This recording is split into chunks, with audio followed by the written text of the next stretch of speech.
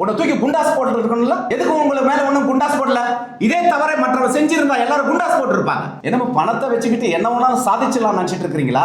உதயநிதி நிக்கட்டும், எந்த தொகுதியிலாவது அந்த தொகுதியில நானே நேரடியா வந்து கண்டிப்பாக அவரை எதிர்த்து நிற்பேன். சேப்பாக்கம் தொகுதியில நானே உங்களை எதிர்த்து நிற்க வேண்டி வரும். நான் குறைந்தது 50,000 வாக்கு வித்தியாசத்தில் வெற்றி பெறுவேன்.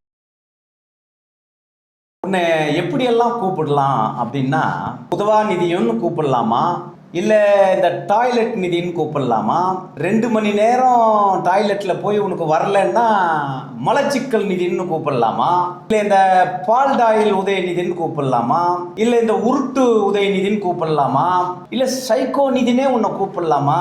இப்போ கொச்சையா பேசிட்டு இருக்கிறிய, உன்னை ஆபாச உதயநிதின்னு கூப்பிடலாமா, இல்லை அவதூறு பரப்பிக்கிட்டு இருக்கிறிய, ஆகையால உன்னை அவதூறு உதவி நிதின்னு கூப்பிடலாமா, இல்லை இந்த நிவேதா பெத்ராஜன் ஒரு பொண்ணை இப்போ ஏமாத்திட்டு அந்த பொண்ணு உனக்காக ஒரு அருமையான ஒரு திருக்குறள் போட்டிருக்கா, அதை வச்சு பார்க்கும்போது உன்னை ஏமாற்று உதயநிதின்னு சொல்லலாமா, இல்லை இந்த தமிழ்நாடே உன்னை காரி துப்புத பூன்னு அப்படின்னா உன்னை துப்பு உதயநிதின்னு கூப்பிடலாமா? உன்னை என்ன உதயநிதின்னு கூப்பிடுறது?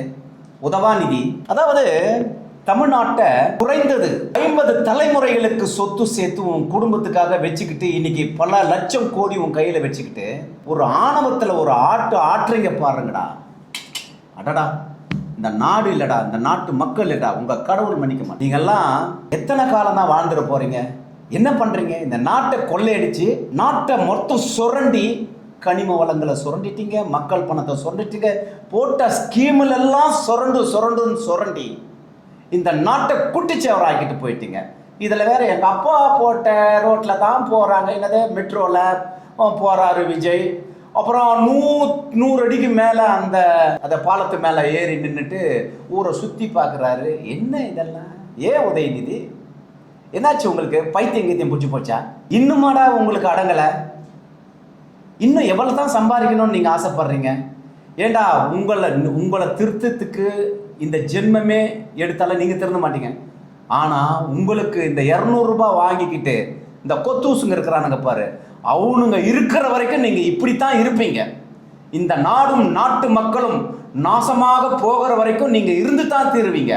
ஆகையால் உங்களை கூடிய சீக்கிரம் அழித்தே தீர வேண்டும். அதாவது உங்களை அல்ல, திமுக என்ற கட்சி அழிய வேண்டும். ஏழைகளின் கண்ணீர் கூறிய வாள் போன்றது. என்றைக்காவது ஒரு நாள் உங்களை பதம் பார்த்துவிடும். ஜாக்கிரதை. தமிழ்நாட்டு மக்களை சாதாரணமாக நீங்கள் எடை போட்டு கொண்டிருக்கிறீர்கள். 200 ரூபாய் வாங்கி கொண்டு அவன் உங்களுக்கு கொத்தடிமைகளாக இருப்பான் என்று நீங்கள் நினைக்கிறீர்கள். மிகப்பெரிய தவறு செய்து கொண்டிருக்கிறீர்கள். வரலாற்று தவறை செய்து கொண்டிருக்கிறீர்கள். உதயநிதி மற்றும் அவர்களுடைய தகப்பனார் மு.க. ஸ்டாலின் அவர்களும் ஒரு மகனுக்கு தந்தை அறிவுரை கூற வேண்டும், எது பேச வேண்டும் எது பேசக்கூடாது என்று. உங்கள் இஷ்டத்துக்கு எது வேணாலும் பேசிடுவீங்களா? தண்ணி வரது எல்லாருக்கும் தான் வரும், உனக்கு மட்டுமா வரும்? இந்த தண்ணி கதை, இதை சும்மா சாப்பிட்டு பேசுறது, இந்த மக்களை மடைமாற்று வேலை செய்வது, இதெல்லாம் என்னோட விட்டுடுங்க. தமிழ்நாட்டு மக்கள் காரி துப்பி கொண்டு இருக்கிறார்கள். காரி துப்புறாங்க உங்களை.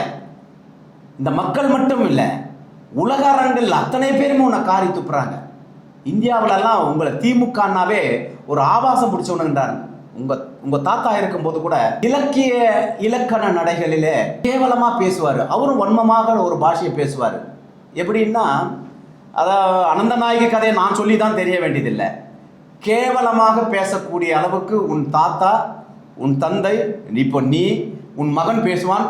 உங்களுக்கு இந்த 200 ரூபாய் கொத்தடிமைகள் இருக்கிற வரைக்கும் நீங்கள் இப்படி தான் பேசுவீங்க. நீங்கள் ஒழிய வேண்டியவர்கள். உங்களுக்கு மருந்தடிச்சு எப்படி மலேரியாவையும் டெங்கு எல்லாத்தையும் மருந்தடிச்சு எப்படி ஒழிக்கிறாங்களோ அது போல உங்களை ஒழிக்கணும். நீங்கள் ஒழிந்தால்தான் தமிழ்நாடு உருப்படும். பொட்ட பிள்ளைகளை ஒரு சின்ன குழந்தைங்களை வச்சுக்கிட்டு உங்களுடைய பேச்சை கேட்க முடியலடா. என்னடா பண்றீங்க நீங்கெல்லாம்? அந்த உயர் நீதிமன்றத்தில் உங்களுக்கு உடனே ஜாமீன் கொடுக்குறான். உன்னை தூக்கி குண்டாஸ் போட்டு இருக்கணும்ல, எதுக்கு உங்களுக்கு மேல ஒன்றும் குண்டாஸ் போடல? இதே தவிர மற்றவங்க செஞ்சிருந்தா எல்லாரும் குண்டாஸ் போட்டு இருப்பாங்க. என்னமோ பணத்தை வச்சுக்கிட்டு என்ன வேணாலும் சாதிச்சலாம் நினைச்சிட்டு இருக்கிறீங்களா? அப்ப நம்ம உள்ளே சேர்ந்துக்கிட்டு இந்த நாட்டை குட்டிச்சவர ஆக்கிட்டு இருக்கிறீங்க. இந்த நிலைமை போயிட்டு இருந்தது.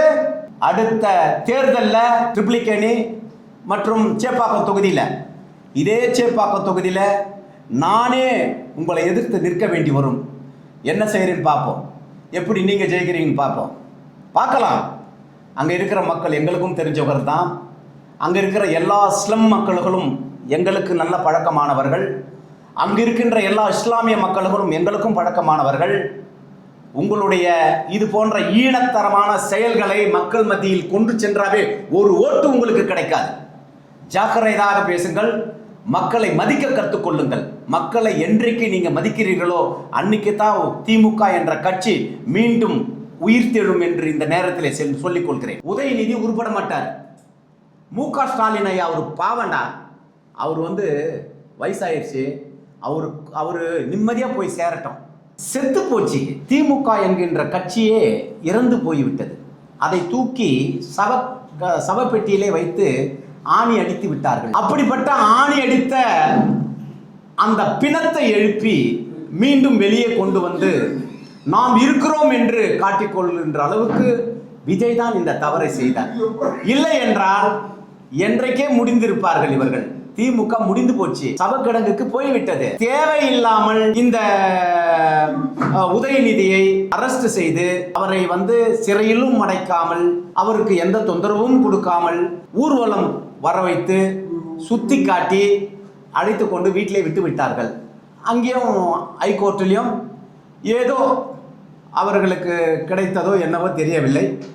ஆனால் அவர்கள் ஜாமீனில் விட்டுவிட்டார்கள். இது எவ்வளவு பெரிய தவறு செய்து விட்டார் விஜய் அவர்கள். மிகப்பெரிய தவறை செய்து விட்டார்.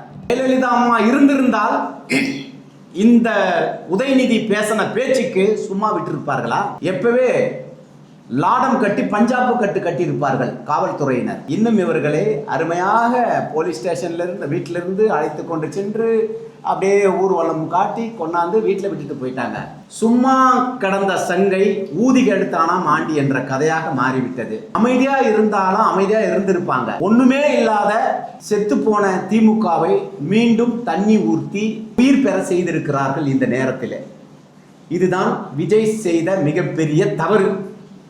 ஆகவே இனிவரும் காலங்களில் இவர்கள் அடங்க மாட்டார்கள். நீங்கள் அடக்கினால் ஒழிய என்பதை தெரிவித்துக் கொள்கிறேன். இருக்கிற காலத்தில் அவரை நிம்மதியாக ஏதாவது ஒரு வாய்ப்பாவது கிடைக்கிறதுக்கு வாய்ப்பு இருக்கு. மக்கள் நீங்கள் செய்கின்ற அட்டூழியத்தையும் நீங்கள் செய்கின்ற அராஜகத்தாலையும் நீங்கள் பேசுகின்ற வன்ம பேச்சுகளாலையும் ஆபாச பேச்சுகளாலையும் உங்களை எல்லாரும் வெறுக்க ஆரம்பிச்சிட்டாங்க.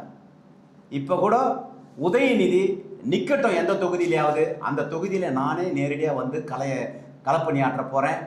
கண்டிப்பாக அவரை எதிர்த்து நிற்பேன், அவரை வீழ்த்துவேன். நான் குறைந்தது 50,000 வாக்கு வித்தியாசத்தில் வெற்றி பெறுவேன். எனக்கும் அங்கே இருக்கின்ற இஸ்லாமிய நண்பர்களும் கிறிஸ்துவ நண்பர்களும் அங்கே இருக்கின்ற பறையறின மக்களும் எல்லாம் எங்கள் சொந்தக்காரங்க.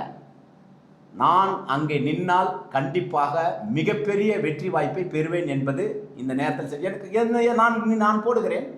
கண்டிப்பாக உதயநிதி நிற்கட்டும். அவர் எங்கு நின்னாலும் அவரை எதிர்த்து நான் போடுவது என்று முடிவு